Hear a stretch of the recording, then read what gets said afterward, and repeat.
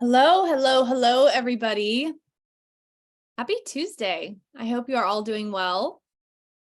I am going to be sharing a little bit today, a little teaching based off of a client conversation that I had this morning and a theme that's been coming up. And so I want to share with my community a couple things that can help support you. And the theme of this training is going to be how to stop a negative spiral when you're going through a challenge or a setback. So I'm going to give it a couple minutes for people to join. As people are coming in, I am so happy that you're here. My name is Cassandra.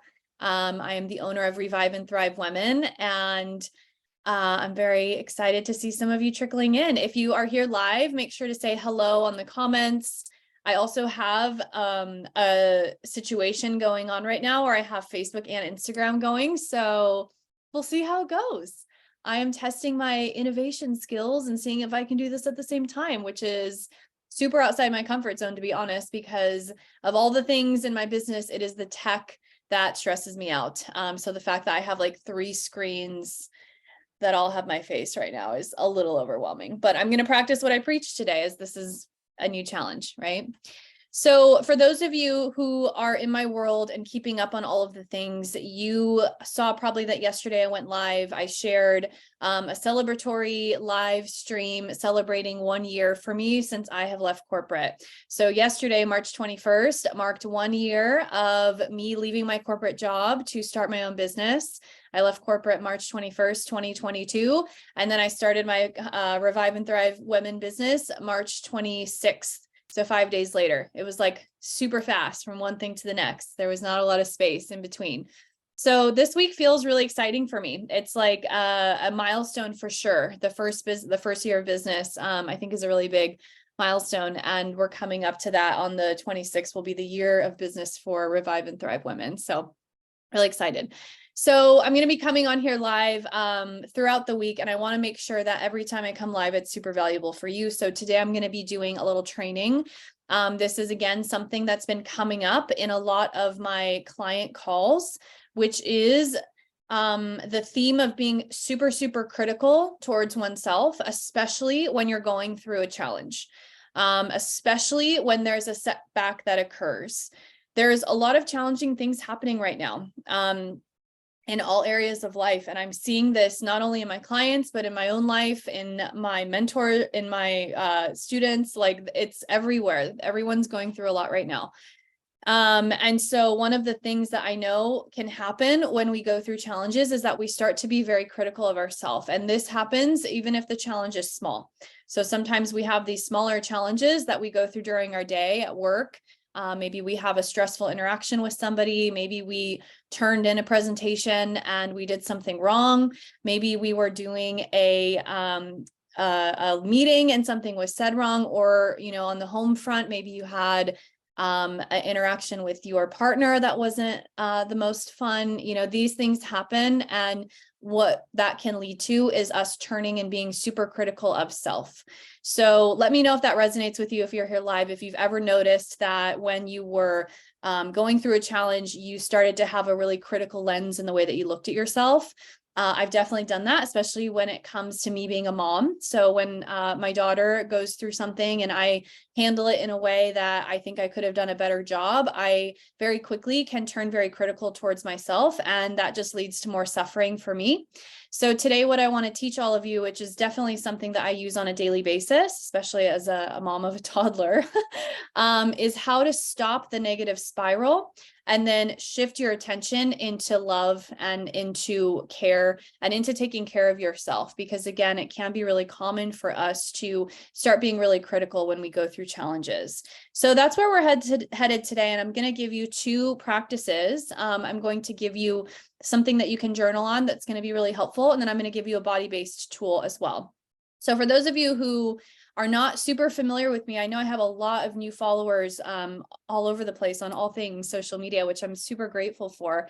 But to give you a little background of me, my name is Cassandra, as I mentioned, and I worked in the corporate space for many years. I was a vice president in corporate, and I left corporate 1 year ago exactly yesterday, and started Revive and Thrive Women, which is a company that helps women to really achieve success in all areas of their life. Many of the individuals I work with are working moms, and so we focus on how we can achieve success in career, at home, all the things. There is definitely a big story in our culture that says that women can't have it all. If you want to have the career, then you can't have the family life. If you want the family life, you have to give up on your career. And I just don't believe that to be true. And what I work on with my clients is a lot of unraveling of that story and a lot of tools that are all body-based to help my clients connect with their heart so that they can have the career of their dreams, whatever that looks like for them, and then also have an amazing, fulfilling life at home as well. So this ties into that, because when we are critical towards ourselves during challenges,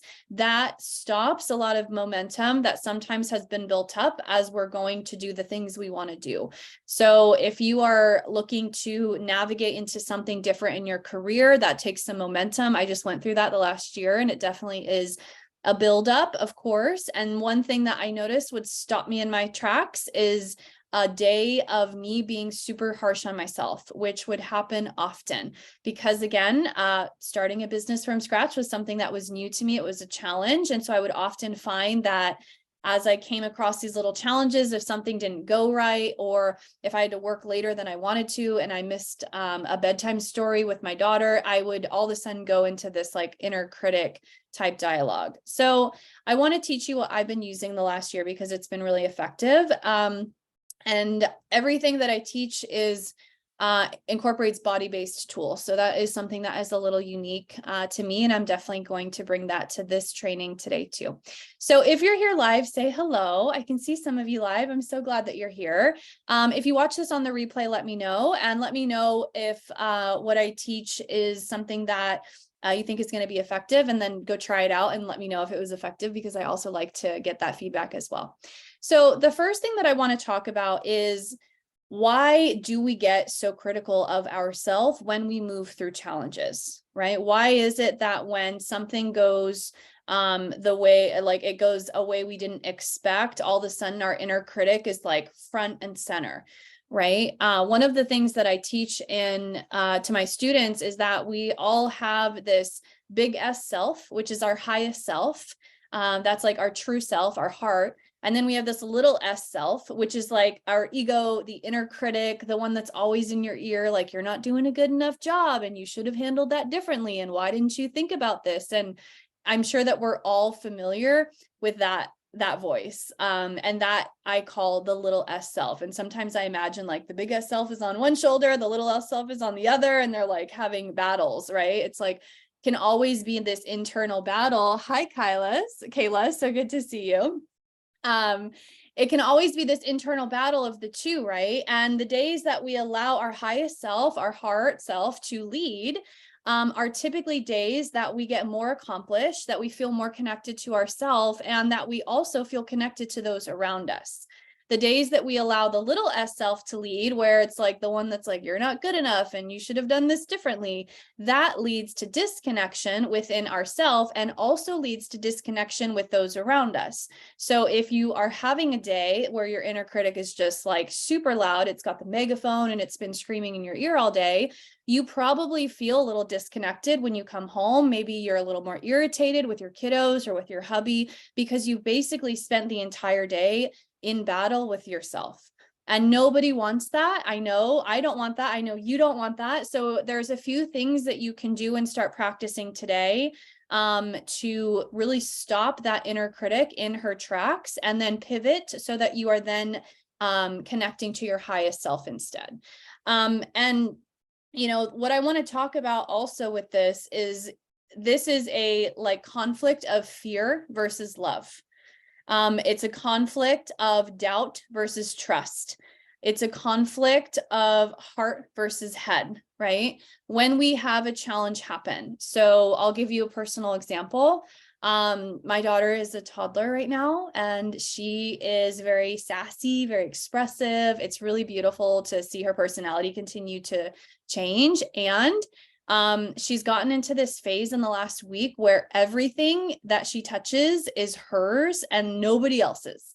So she'll grab something and be like, mine, or she'll call herself Ani. Her name is Oslin, but she's renamed herself, which is pretty cute.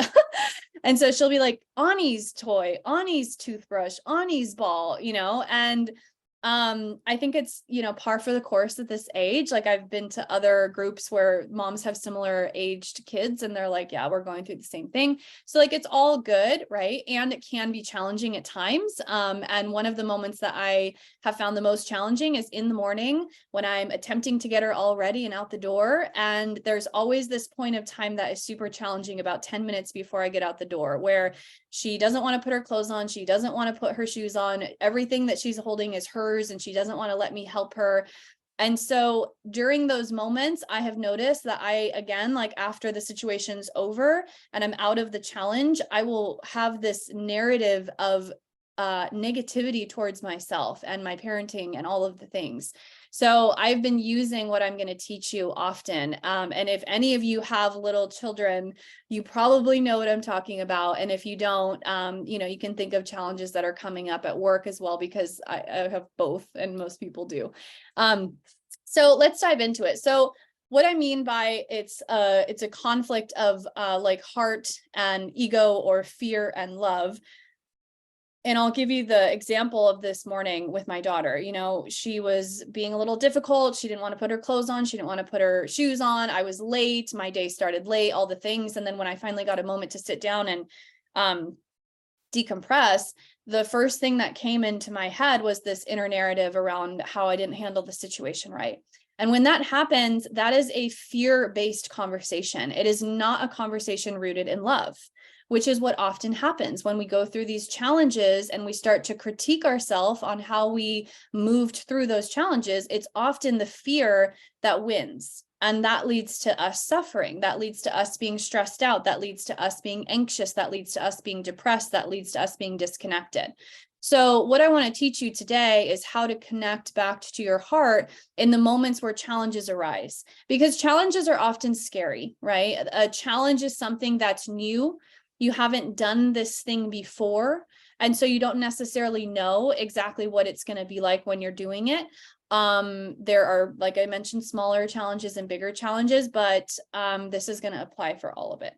So the first thing that I want to go through with you is a body-based practice that you can start doing today when you go through challenges. The other thing that happens oftentimes when we are in a challenge is that our body flips into fight or flight mode. So our nervous system switches from being in a calm, cool, and collected place to a stressed out, anxious, and dysregulated place.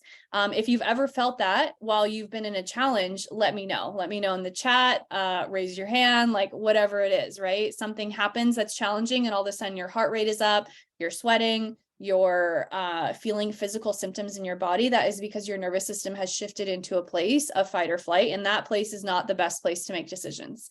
It's not the best place to maneuver, right? So the first thing I'm going to teach you today is a very quick practice that you can do to downregulate your nervous system and connect to your heart. Because again, when we have these inner critic and negative spiral loop type thoughts, those are most often fear-based. They're not coming from a place of love. If we were coming from a place of love, we would not be telling ourselves that we're not doing a good job and we handled that wrong and all the things that we tell ourselves, right? So the first thing I'm going to teach you today is called heart breath, and it's a super simple practice, and it's also one of my favorites to teach and a student favorite as well. And it's really simple. So what you're going to do is you're going to take a seat. If you're here with me now, you can do it. And you're just going to place your left hand on your heart, and you're going to place your right hand right over it. And you're going to place your hand in a way that you can feel your heartbeat. So you can actually feel your heart beating underneath your left hand, and that's going to create a sense of grounding. Now, when you're in a challenge and you do this, it's going to you're probably going to feel that your heart rate is high, right? Because that's one of the things that happens when we switch into this fight or flight mode, is that our heart rate goes up. So what you do to get your heart rate down is you take deep, slow breaths in and out through your nose. Nasal breath is an incredibly calming breath. It's an incredibly soothing breath, and it's something that can downregulate your nervous system within 60 seconds. And many of us are not using it. Many of us get into a stressed out state and we start breathing through our mouth, and we start breathing really shallow. If you've ever seen an animal that's in a stressed out state, you'll notice it's like, right? It's panting. When we do that, we actually increase the feeling of stress. We increase the feeling of anxiety. It does the exact opposite of what we want. So after you place your hand on your heart, start to take deep, slow breaths in and out through your nose. In and out through your nose, in and out through your nose. You can take about 10 rounds of those deep, slow breaths. This is a practice that does not need to take a lot of time. This is a 5-minute practice I'm going to give you. So left hand on your heart, right hand on your heart, and then 10 rounds of deep, slow breath in and out through your nose. And then the intention behind it, after you get into a place where you feel your heart rate is starting to go down, you're starting to get more connected to yourself, then I want you to apply this soothing heart breath to yourself. And what I mean by that is I want you to think all of the loving thoughts that you can about yourself. Now, if you have kiddos, you know how to do this because you do it with your kiddos all the time, right? Our kiddos go through challenging moments. And what do? We open our arms, we put them into our lap, we rock them back and forth, we tell them it's okay. This is the exact same thing that I want you to do to yourself as you're breathing. You know, you can even imagine yourself giving yourself like a big hug, giving yourself a big kiss, giving yourself what you need in order to feel loved in that moment so that we can stop the negative spiral in its tracks. Because again, like fear cannot exist if love is bigger. If our love for ourselves is bigger, then our fear for ourselves is going to get smaller, and the opposite is true as well. If our fear and doubt and worry and anxiety is so big, it's going to be hard for us to connect with ourselves and love ourselves in those moments. And that's why I'm framing this teaching in a way of when you go through challenging moments, because it's super common for us to go through challenging moments and the fear is so big, the unknown, the anxiety, the worry, the ruminating thoughts of what could happen, right? So the heart breath is going to do two things for you. It's going to downregulate your nervous system, which is going to be incredibly helpful so you can actually navigate the challenge in a way that's serving. Because navigating challenges when you're in fight or flight often leads to things you don't want to happen. You know, have you ever sent an email when you're pissed off and you're like, ooh, I should not have sent that. I should have waited. I should have let myself chill out, right? Same thing. So one, it's going to downregulate your system so that you can actually move from a confident and calm place. And two, it's going to connect you back to your heart, which is going to help you to breathe more into that love instead of the fear. So if you're here live and this is making sense, let me know in the comments. Let me know if you're excited to try this. It's a super simple body-based practice that's going to help you move through challenges in a way that's more supported, more connected, and more calm. And that is the way that leaders move through challenges. Leaders do not move through challenges dysregulated. They do not move through challenges all over the place, anxious. You know, it does happen. It happens to me sometimes too. And I'm so intentional about using my tools, especially when I move through challenges, because I want to set an example for other leaders. I want to set an example for my daughter. I want her to see what it looks like for mom to move through uncomfortable situations in a way that's heart-based, a way that's connected, and a way that's confident and calm. That way she can start to model that behavior and learn the things as well, right? So this is your assignment for today. What I want you to do is I want you to, it's actually only, it's the afternoon. So I'm going to guess all of you are going to have some challenges happen for the rest of today. If you're watching this at the end of the night on replay, then do this assignment tomorrow. But what I want you to do is I want you to, one, take note of what your reaction is in your body when a challenge occurs. So today you're going to have a challenge happen. I want you to tune your awareness to what happens in your body and what happens in your head. What happens in your body? Are you are you flipping into a state of stimulated? And how do you know? Is your heartbeat high? Are you taking shallow breaths? Are you sweating? You know, these are types of things that can happen, right? And then I want you to also pay attention to what's happening in your mind. What are the things that you're telling yourself as you're moving through the challenge? Or what are the things that you're telling yourself after the challenge has ended? Because sometimes that's where we really beat ourselves up. Something challenging happened. We get an email at work. Somebody said they didn't like the way that we finished a meeting or whatever. And then all of a sudden we're like super harsh on ourselves about it, right?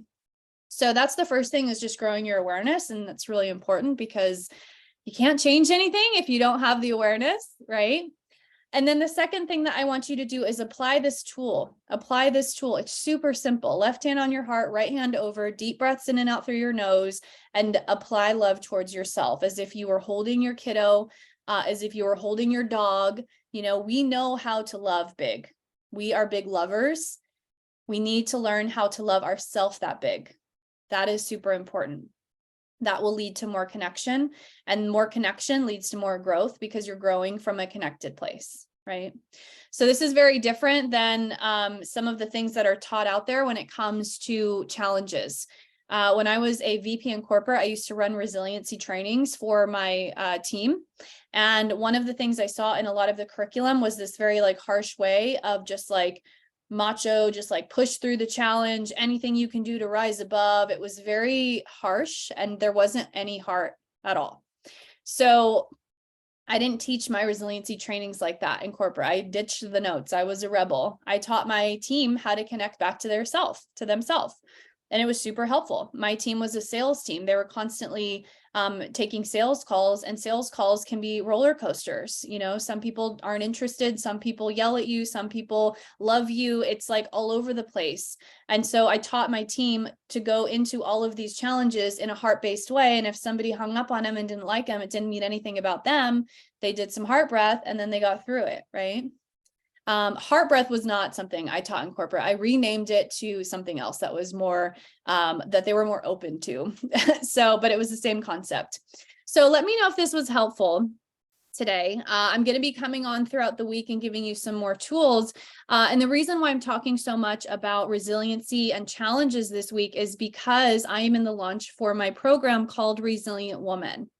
So enrollment is open for Resilient Woman and it closes on the 30th of this month.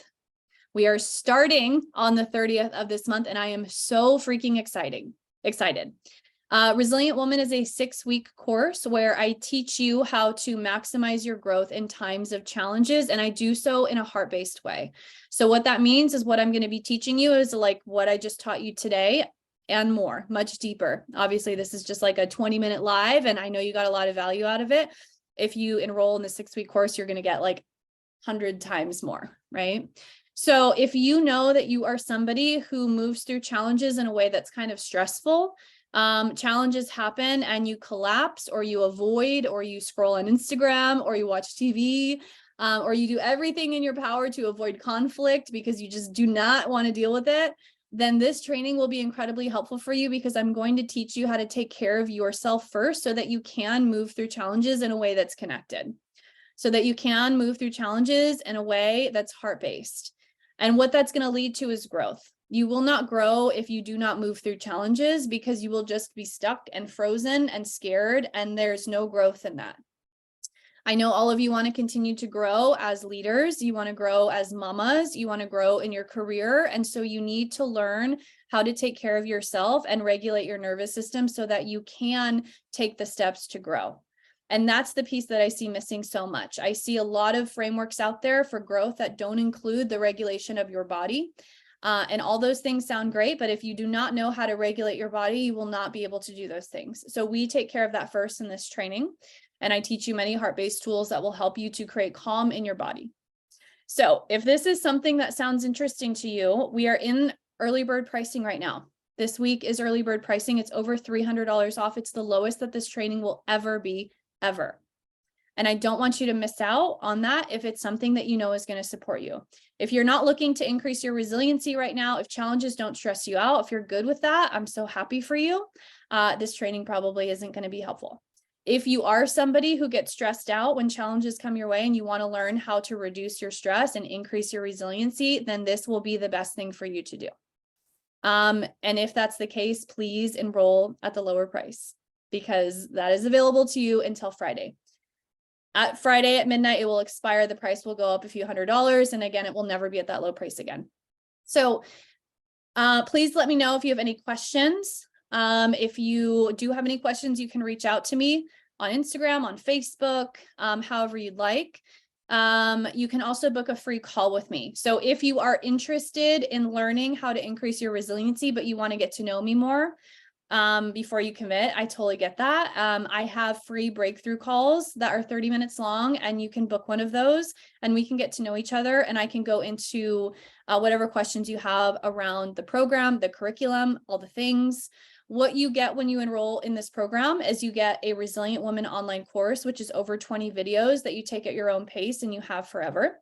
You also get access to the Resilient Woman Facebook group, which is a community of women who have all taken the course or have taken the live training and who are in there and all working towards becoming the most resilient version of themselves. And then you also get access to the live trainings that are going to happen once a week, which is live with me. So you're going to have one-on-one time with me to go through the challenges that you're facing right now. And I'm going to help you move through those challenges in a powerful way. Okay. So any questions, DM me, let me know. This is one of my favorite things to teach. The last time I taught it, there was so many women in there and the growth that they had was amazing. I will post some testimonials because I know that I can like scream from the rooftops how good this is, but sometimes it's really helpful to see it from people who have actually taken it, who aren't me. So I will post more of those as well. Other than that, ladies, use the heart breath that I taught you. Use the heart breath that I taught you. It will make a huge difference. Do not just watch this and then go back to your old ways, please. If you find that you're doing that, it's a signal that you need some accountability. And that's one of the big benefits of mentorship. That's the reason why I invest in mentorship every single year, because I want somebody who's going to hold me accountable to grow. Because I know that left to my own devices, I will probably do the things that I've been doing for the last 30 years because that pattern is so deeply engrooved. I don't know if that's a word. When you have a mentor, you have somebody who can hold you accountable. So if you want the accountability, I would love to do that for you, especially when you're learning how to increase your resiliency, because it's such an amazing practice to have. All right. So that is all I have to say today. I'm going to check the chat, see if anyone's here. Hello. So good to see you. So ask any questions that you have. Let me know if you watch this on replay. I'm going to be popping in throughout the week, giving you some more information about everything. And don't hesitate to reach out and ask. As I mentioned, early bird pricing is only until Friday. So if you have questions, ask today. Okay. All right, everyone. I will see you all soon. Bye-bye.